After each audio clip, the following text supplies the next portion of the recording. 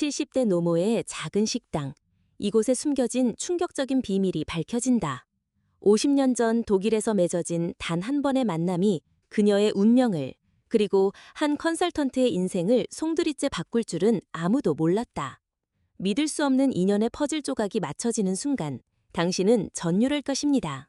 지금 잊혀진 영웅의 진짜 이야기가 시작됩니다. 이른 아침, 뿌연 여명 속에서도 이순옥 할머니의 작은 식당 창문 너머로 희미한 불빛이 새어나옵니다. 낡은 유리창으로는 따스한 아침 햇살이 길게 쏟아져 들어오고 그 빗줄기 속에는 먼지 알갱이들이 춤을 추듯 떠다닙니다.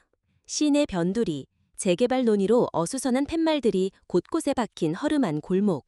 하지만 이곳, 할머니의 식당에서는 매일 새벽 6시 정각, 코끝을 간지럽히는 구수한 된장찌개 냄새가 연기처럼 피어올라 골목 전체를 따뜻하게 감쌉니다. 그 냄새는 하루의 시작을 알리는 가장 정겨운 신호음과도 같습니다. 작은 부엌한, 삐걱이는 나무 도마 위에서 할머니의 손은 쉴 틈 없이 움직입니다. 세월의 흔적이 깊게 패인 주름진 손마디, 군데군데 희미한 칼자국과 뜨거운 솥에 데인 듯한 흉터. 하지만 그 손은 70대 중반의 나이가 무색하게 빠르고 정확합니다.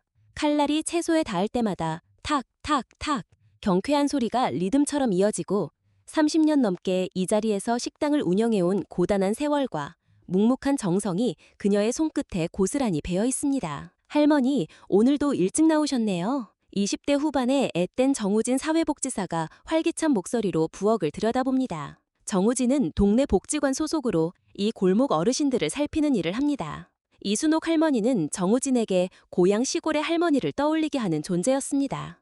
그래서 늘 마음이 쓰였고 식당 일이 바삐다 싶으면 틈틈이 들러 손을 보탰습니다. 이 작은 식당은 단순히 밥을 파는 곳이 아니었습니다.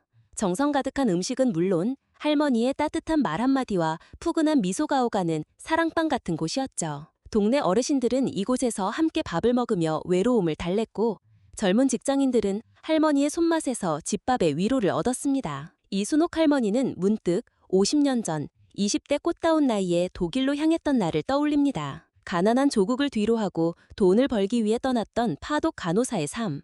낯선 언어와 문화, 고된 병원 생활은 매일이 눈물겨웠습니다. 하지만 가족을 위해, 그리고 언젠가 돌아올 고향을 위해 이를 악물고 버텼습니다. 그 시절 할머니가 일하던 독일의 한 병원에서 외로움에 지쳐있던 젊은 미군 병사 데이비드 브라운을 만났습니다.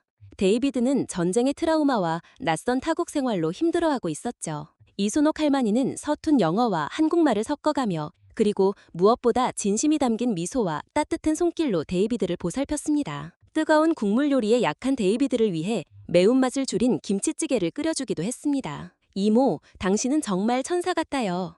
데이비드는 늘 할머니에게 그렇게 말했습니다. 언어는 서툴렀지만 그들에게는 언어보다 더 깊은 유대감이 형성되었습니다. 데이비드는 이순옥 할머니를 천사 이모라 부르며 늘 고마워했습니다. 그들의 인연은 짧았지만 데이비드의 마음속에 이순옥 할머니는 평생 잊지 못할 존재로 자리 잡았습니다. 그러나 골목 상권에 변화의 바람이 불기 시작한 것은 한 달 전부터였습니다. 지자체 주관의 도시재생 및 상권 활성화 프로젝트가 발표된 것이죠. 이 프로젝트의 실무 책임자로 대형 컨설팅 회사 소속의 알렉스 리 팀장이 부임했습니다. 30대 후반의 알렉스 리는 해외 명문대 출신의 젊고 유능한 경영 컨설턴트였습니다. 그의 분석 보고서에는 늘 효율성 극대화와 수익성 개선이라는 단어가 굵게 박혀 있었습니다. 어느 날 골목에 익숙지 않은 정장 차림의 젊은 남자가 나타납니다. 그의 이름은 알렉스 리.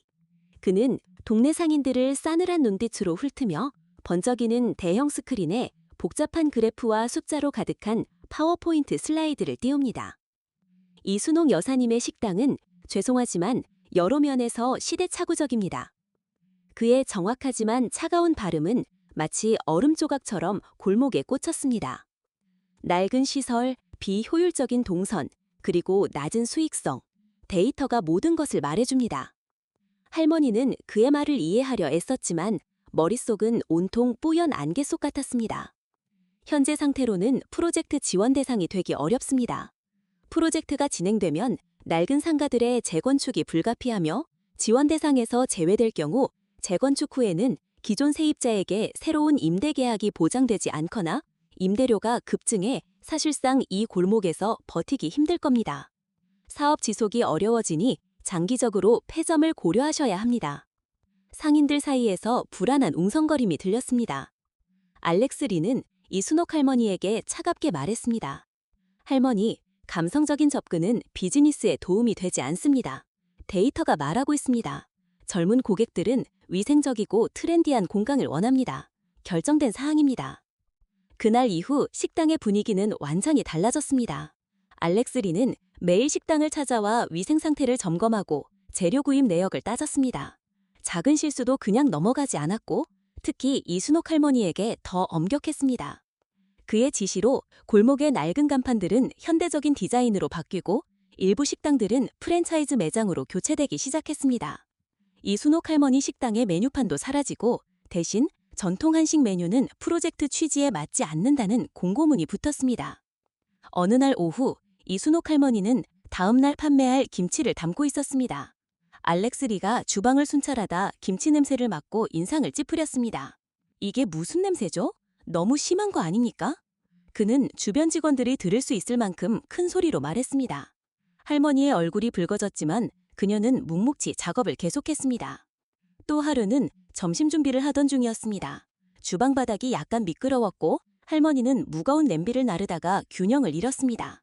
다행히 넘어지지는 않았지만 손에 들고 있던 그릇 하나가 바닥에 깨졌습니다. 알렉스 리는 그 소리를 듣고 재빨리 주방으로 들어왔습니다. 이게 뭡니까? 이런 실수는 용납할 수 없어요. 이게 바로 노후 상가 문제입니다. 느리고 실수가 많아요. 프로젝트 평가에 적용하겠습니다. 그 모든 광경을 지켜보던 정우진 사회복지사의 얼굴은 분노로 굳어졌습니다. 알렉스 리가 주방을 나가자마자 정우진은 할머니에게 다가갔습니다. 할머니, 괜찮으세요? 이건 너무하잖아요. 이순옥 할머니는 억지로 미소 지었습니다. 괜찮아, 우진아. 나는 이미 오래 일했어. 나이도 많고. 하지만 정우진은 참을 수 없었습니다. 그는 곧장 알렉스 리의 사무실로 향했습니다. 팀장님, 이순옥 할머니 식당에 관해 말씀드리고 싶습니다. 이건 불공정합니다. 그 많은 업무량을 하루 만에 정리하라는 것도 무리였고 폐점 통보라뇨? 젊은 사람도 하루 만에 정리하기 힘든 곳입니다. 알렉스 리는 차갑게 정우진의 말을 잘랐습니다. 정우진 씨, 당신 의견은 중요하지 않아요. 이건 내 관할이고 내 방식대로 운영할 겁니다. 이건 명령이에요. 더 말하면 업무방해로 보고할 겁니다. 이해하셨나요? 정우진은 입술을 질끈 깨물었습니다. 그는 할머니에게 무슨 말로 위로해야 할지 몰랐습니다. 그저 그녀 곁에 있어주고 싶을 뿐이었습니다. 그러던 어느 날, 이 골목 상권에 데이비드 브라운이 방문하기로 한 전날이었습니다. 데이비드 브라운은 한국의 경제 발전과 전통 문화에 대한 깊은 이해를 가진 세계적인 문화교류 전문가로 이번 도시재생 프로젝트의 국제자문위원 자격으로 한국을 찾은 것이었습니다. 그의 방문은 지자체와 프로젝트 팀에 큰 영광이었고 알렉스 리는 아침 일찍부터 모든 직원을 모아 완벽한 준비를 지시했습니다. 데이비드 브라운 자문위원님과 수행원들은 내일 이 골목 상권에서 점심 식사를 하실 예정입니다. 모든 것이 완벽해야 합니다. 알렉스 리는 상가 전체를 새로 정리하고 간판과 장식을 교체하라고 지시했습니다. 이순옥 할머니에게는 가장 구석진 식자재 창고 전체 정리와 주방 대청소를 맡겼습니다. 그리고 알렉스 리는 차가운 목소리로 덧붙였습니다. 내일은 전통 한식 만들지 마세요. 모든 메뉴는 서양식으로 준비할 겁니다. 이는 이순옥 할머니 식당을 프로젝트에서 배제하고 결국 폐점 수순을 밟게 하려는 의도였습니다. 그날 저녁 이순옥 할머니는 무거운 마음으로 창고로 향했습니다. 막막한 작업량에 한숨이 나왔지만 그녀는 평생 힘든 일을 해왔습니다. 하나씩 해나가면 돼. 스스로에게 되뇌었습니다. 시간이 흐르면서 그녀의 움직임은 점점 느려졌습니다. 70세가 넘은 나이에 그런 육체 노동은 결코 쉽지 않았습니다. 할머니, 문득 들려온 목소리에 놀라 뒤를 돌아보니 정우진이 창고문에 서 있었습니다. 이걸 다 할머니 혼자 하시라고요? 이건 너무해요. 정우진의 얼굴이 분노로 붉어졌습니다. 정우진은 재킷을 벗어던지고 소매를 걷어붙였습니다. 제가 도와드릴게요. 걱정 마세요. 저 체력 좋아요. 두 사람은 함께 밤늦게까지 일했습니다. 자정이 넘어가자 할머니의 얼굴은 피로로 창백해졌고 손은 미세하게 떨렸습니다. 정우진은 걱정스럽게 할머니를 지켜보았습니다. 할머니, 이제 그만하고 쉬세요. 제가 조금 더 하다가 내일 일찍 와서 마무리할게요. 이순옥 할머니는 지칠 대로 지쳐 더 이상 반박할 힘이 없었습니다. 무거운 발걸음으로 창고를 나서는 그녀의 마음은 여전히 무거웠습니다. 다음 날 새벽 5시, 이순옥 할머니는 평소보다 2시간 일찍 식당에 도착했습니다. 정우진이 어젯밤 혼자 상당히 많은 일을 해놓았지만 아직도 정리해야 할 것들이 남아 있었습니다. 할머니는 서둘러 작업을 시작했지만 시간은 그녀의 편이 아니었습니다. 아침 7시가 되자 알렉스리가 창고문을 활짝 열었습니다. 지금이 몇 시인 줄 아세요? 내가 어제 분명히 말했잖아요. 오늘 아침까지 완벽하게 마무리하라고. 할머니는 고개를 더 깊이 숙였습니다. 알렉스리는 깊은 한숨을 내쉬었습니다. 역시 안 되겠네요. 지시한 일을 이렇게 계속 못하면 프로젝트 지원은 불가능합니다. 사실상 사업을 접으셔야 할 겁니다. 할머니의 눈이 커졌습니다. 30년이라는 세월이 순간적으로 그녀의 눈앞을 스쳐 지나갔습니다. 데이비드 브라운의 방문 시간이 다가오자 모든 준비가 마무리되었습니다. 식당 골목은 그 어느 때보다 깔끔하고 현대적으로 바뀌어 있었습니다. 알렉스 리는 마지막으로 모든 것을 점검하고 직원들에게 최종 지시를 내렸습니다. 이순옥 할머니는 주방 구석에서 모든 준비가 완벽한지 확인했습니다. 그때 바깥에서 환영 인사와 박수 소리가 들렸습니다. 데이비드 브라운이 도착한 것이었습니다. 알렉스 리는 재빨리 데이비드 브라운 옆으로 자리를 옮겨 프로젝트의 성과를 과시하듯 설명했습니다. 데이비드 브라운은 무덤덤하게 고개만 끄덕이며 주변을 둘러보았습니다. 골목 투어가 끝나고 알렉스 리는 데이비드 브라운과 수행원들을 식당가로 안내했습니다. 깔끔하게 정돈된 테이블과 화려한 장식이 눈에 들어왔습니다. 테이블 위에는 다양한 서양식 요리들이 가지런히 놓여 있었습니다. 스테이크, 구운 감자, 신선한 샐러드, 모두 고급스럽게 차려져 있었지만 한식은 전혀 보이지 않았습니다. 데이비드 브라운은 식탁 위 음식들을 둘러보았습니다. 그의 표정에 미묘한 변화가 스쳤습니다. 오늘은 한국 전통 식당은 없는 건가요? 알렉스 리는 잠시 당황했지만 곧 자신감 있는 목소리로 대답했습니다. 브라운 위원님 방문을 위해 특별히 서양식만 준비했습니다. 아무래도 한식은 냄새도 강하고 외국인들이 드시기 불편할 것 같아서요. 데이비드 브라운의 눈빛이 갑자기 날카로워졌습니다. 그는 알렉스 리를 똑바로 쳐다보며 말했습니다. 알렉스 씨, 왜 그런 생각을 가지지? 한국 음식은 훌륭한 문화유산이네. 특히 오래된 식당의 손맛은 더욱 그렇지. 나는 진정한 한국의 맛을 기대하고 왔는데. 알렉스 리는 식은땀을 흘리며 허리를 굽혔습니다. 지금 당장 원래대로 한국 전통 음식을 준비해주게. 알렉스 리는 당황한 표정으로 주방으로 향했습니다. 주방문을 밀고 들어가자 그는 구석에서 조용히 설거지를 하고 있는 이순옥 할머니를 발견했습니다. 설거지 그만하고 빨리 한식 만들어요. 알렉스 리는 초조함과 불안함이 뒤섞인 표정으로 말했습니다. 할머니는 깜짝 놀라 뒤를 돌아보았습니다. 30분만 주세요. 할머니는 침착하게 앞치마를 바로잡고 주방 중앙으로 향했습니다. 바로 그때 정우진이 주방으로 들어왔습니다. 그는 상황을 직감적으로 이해했습니다. 도와드릴게요, 할머니. 이순옥 할머니는 곧바로 일에 착수했습니다. 냉장고에서 재료를 꺼내고 양념장 재료를 준비하기 시작했습니다. 능숙하게 양파, 대파, 마늘을 썰면서 그녀의 눈에는 집중력이 깃들었습니다. 다른 상인들과 직원들도 모두 나서서 도왔습니다.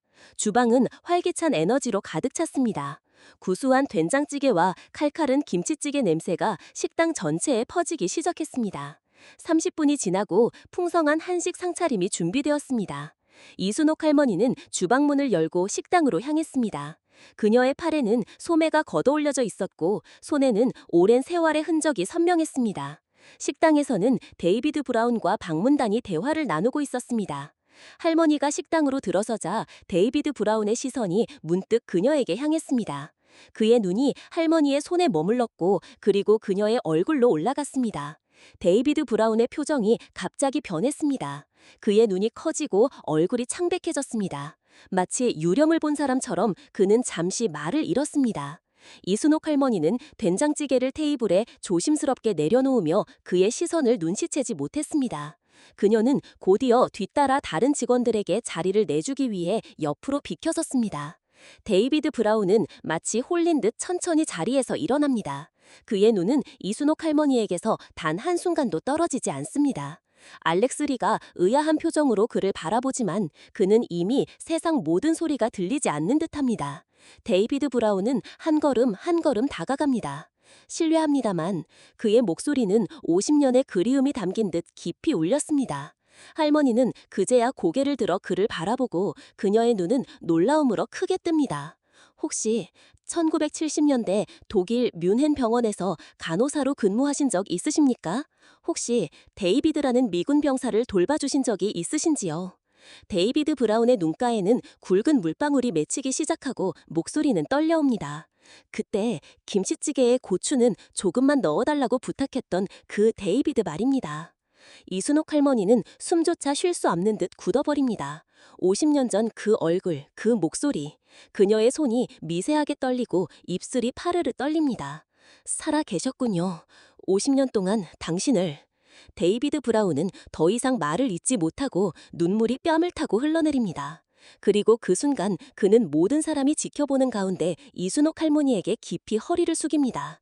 그것은 군인이 최고로 존경을 표하는 방식이었고 그의 허리 숙임은 50년 전의 약속이자 감춰진 영웅에 대한 세상의 첫 경이였습니다. 이순옥 할머니의 눈에서 한 방울의 눈물이 떨어졌습니다. 그것은 50년 동안 간직해온 기억, 외로움, 그리고 헌신의 눈물이었습니다. 그녀의 얼굴에는 복잡한 감정이 교차했습니다. 감동적인 순간이 지나가고 식당에는 아직도 숙연한 분위기가 감돌았습니다. 모든 사람들이 할머니와 데이비드 브라운의 재회에 깊이 감동받은 상태였습니다. 하지만 이 평화로운 순간 속에서 정우진이 한 걸음 앞으로 나섰습니다. 그의 얼굴에는 결연한 표정이 서려 있었습니다. 브라운 위원님, 말씀드려야 할 것이 있습니다. 정우진의 목소리는 조용했지만 단호했습니다. 데이비드 브라운은 이순옥 할머니에게서 시선을 돌려 정우진을 바라보았습니다. 정우진은 잠시 주저했습니다. 그는 이 행복한 순간을 망치고 싶지 않았지만 진실을 말해야 한다는 것을 알고 있었습니다. 그는 깊이 숨을 들이마셨습니다. 사실 오늘은 이순옥 할머니 식당의 마지막 영업일이 될 뻔했습니다. 데이비드 브라운의 표정이 놀라움으로 바뀌었습니다. 마지막 영업일이라니요? 무슨 말이죠? 이순옥 할머니는 고개를 숙이고 말없이 서 있었습니다. 그녀는 이 상황이 불편했습니다. 알렉스 리를 곤란하게 만들고 싶지 않았습니다. 정호진은 할머니의 침묵을 보고 더 이상 참을 수 없었습니다.